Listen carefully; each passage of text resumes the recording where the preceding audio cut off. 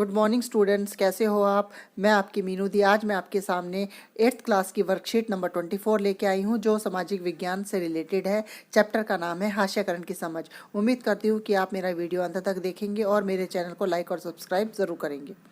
आज की worksheet number 24 सामाजिक विज्ञान से रिलेटेड है। चैप्टर का नाम है हास्यकरण की समझ।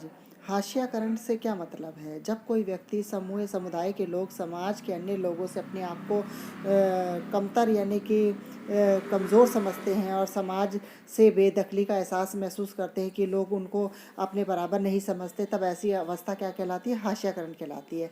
ऐसा व्यक्ति या समूह सामाजिक चीज़ों में के अपने आप को समाज में रहने के लायक नहीं समझता है। उसको यह एहसास होता है कि उसका व्यवहार लोगों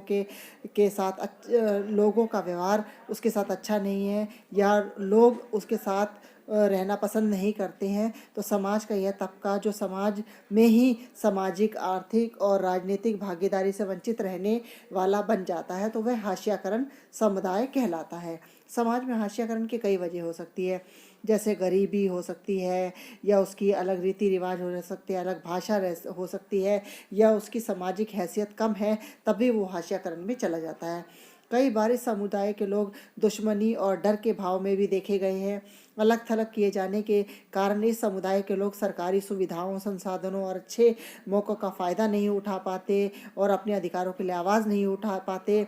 वे उनके साथ बराबरी नहीं कर पाते। उनके पास धन दौलत और अच्छे पढ़े लिखे, वो अपने आप को क्या समझने लगते हैं? शक्तिहीन समझने लग जाते हैं।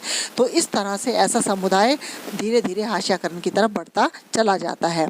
फिर है आदिवासी। जैसे कि आदिवासी शब्द हमें पता है कि आदिवासी का क्या मतलब होता है, जो मूल रूप से जंगलों में रहते हैं, यानी कि मूल निवासी ऐसा समुदाय जो जंगलों में जीते हैं और कई जगह आज भी इसी तरह रहते हैं। भारत के कई राज्यों में मिलाकर लगभग 8% की आबादी आदिवासियों की है।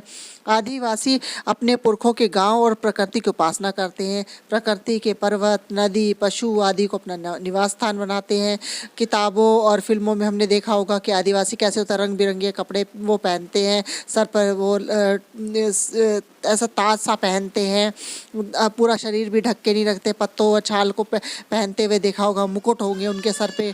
आदिवासियों के लिए धारणा बनी हुई है कि वे आगे नहीं बढ़ना चाहते, बदलाव या नए विचारों से दूर रहना चाहते हैं। वे उनका जीवन पुराने किस्म का और पिछड़ा हुआ होता है। आदिवासी को आज हाशियाई और शक्तिहीन समुदाय के रूप में देखा गया है। क्यों देखा गया है? क्योंकि आज जंगल बहुत ज़्यादा कम होते जा रहे हैं। सरकार ने इन लोगों को क्या नाम कहते हैं, जंगलों से निकाल दिया है। तो ऐसे लोगों को मजबूरी में आकर शहरों और कस्बों में उद्योग धंधों में, निर्माण कार्यों में कम कीमत पर काम करते हैं और इस तरह गरीबी और लाचारी के दलदल में फंसते चले जा रहे हैं।